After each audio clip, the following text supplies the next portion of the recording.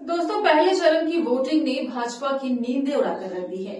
BJP इतनी परेशान हो गई है कि वोटिंग के बाद रात में ही अमित शाह ने हाई लेवल मीटिंग बुला ली।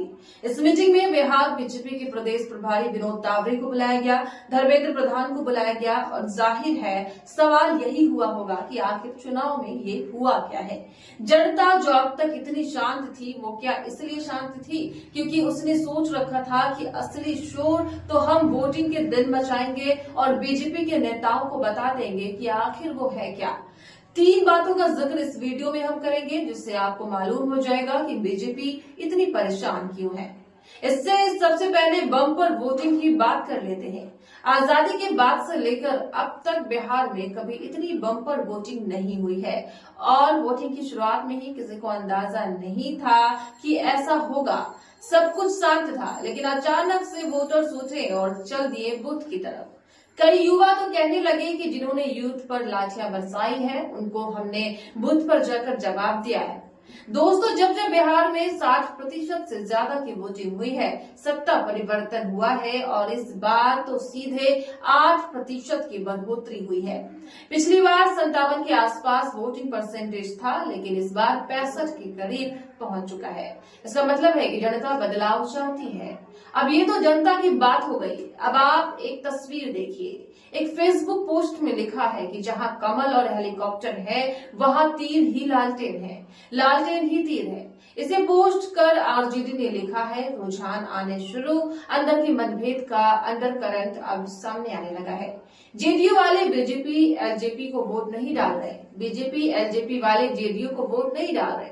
अपने अपने षड्यंत्र में अपने अपनी महत्वाकांक्षाएं और अपने अपने मुख्यमंत्री उम्मीदवार। अब थोड़ी देर के लिए आप ये भूल जाइए कि ये राजद का पोस्ट है। 2 मिनट का समय दीजिए, आपको पूरी बात समझ आ जाएगी।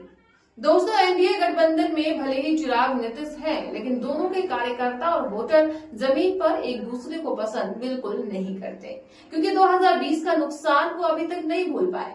दूसरी तरफ आरजेडी और जेडीयू के वोटर हैं जो एक दूसरे से नफरत बिल्कुल नहीं करते, ना वो नीतीश के लिए कभी अपमानजनक भाषा का इस्तेमाल करते हैं। और खामियां और आलोचनाएं तो होना जरूरी भी है और वो होती भी है, लेकिन कभी भी नीतीश कुमार के लिए या फिर नीतीश के वोटर लालू यादव तेजस्वी के लिए किसी अपमानजनक भाषा का इस्तेमाल करते नहीं देखे गए, क्योंकि वो भी अच्छे से जानते हैं कि कभी जरूरत पड़ी तो ये राजनीति है। नीतीश इधर उधर तो हो जाएंगे, उनके अंदर गुस्सा है तो बीजेपी को लेकर है और ये दोनों तरफ के वोटर में है।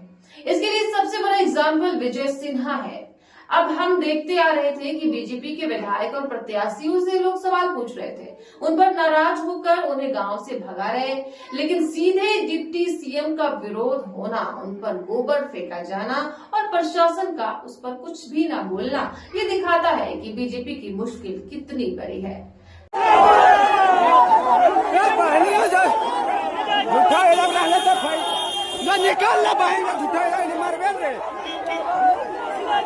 प्रशासन निकम्मा है, ये सभी आरजेडी के गुंडे हैं, लेकिन उसी प्रशासन ने इनकी बात को गलत साबित कर दिया है।